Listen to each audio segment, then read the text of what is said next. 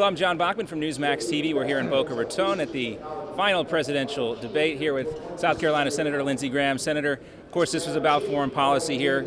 We heard several times throughout the debate where Governor Romney said he agreed with some things that President Obama did. Do you think that the governor was able to still present a contrast in this debate on what his foreign policy would look like, contrasting to President Obama's? I think so. I think he was able to, basically, President Obama just misled the American public about his position in Iraq.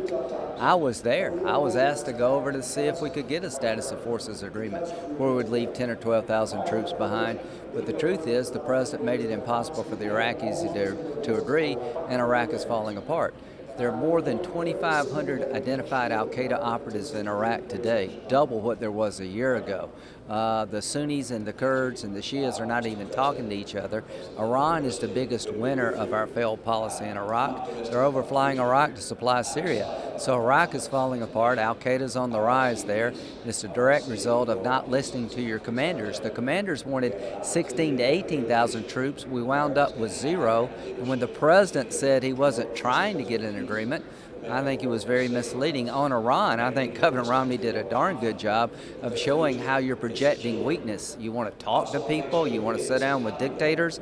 From day one, you gave the impression to the Iranians that, you were interested in a deal. We've been talking to the Iranians. They've quadrupled their uranium. At the end of the day, in a 4-year period, is Iran more capable nuclear than they were 4 years ago? The answer is yes. In terms of al-Qaeda, we hear the president say that he's decimated the leadership of al-Qaeda, and that these al-Qaeda affiliated groups, whatever they are, they're just people using this name. Is al-Qaeda really on the rise? Go look at Libya.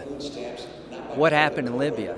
Our consulate was overrun by al-Qaeda-inspired militia. Go to northern Mali. It's a country the size of France being run by radical Islamists. But is the leadership, is it a leadership structure like we saw under Osama bin Laden, or is it a different type of al-Qaeda? It is radical Islamists who sense weakness, who are generating more power than they were. It's like hurting the quarterback. They have other quarterbacks. Al-Qaeda is on the march. If you don't believe me, go to Iraq and look at the training camps that are there today that weren't there 2 years ago. Look at what happened in Libya, a complete breakdown. The British left Benghazi. The Red Cross left Benghazi. Why? Because Al-Qaeda inspired, Al-Qaeda in the Maghreb was coming into Benghazi to take over. Look at Syria. They're flowing into Syria. Look what radical Islamists are doing in Lebanon. They're on the march throughout the entire planet, and he's trying to convince us by killing bin Laden the war is basically over and al-Qaeda's dismantled.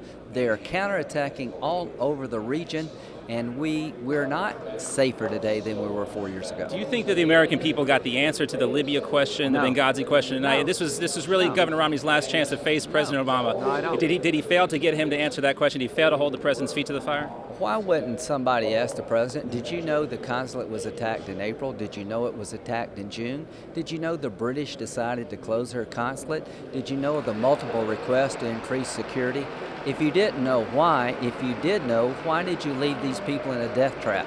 That's not an unfair question. Mr. President, the security situation in Benghazi had deteriorated for months. Al-Qaeda was moving in, the British were moving out. We were trying to normalize relationship with a non-existent Libyan government.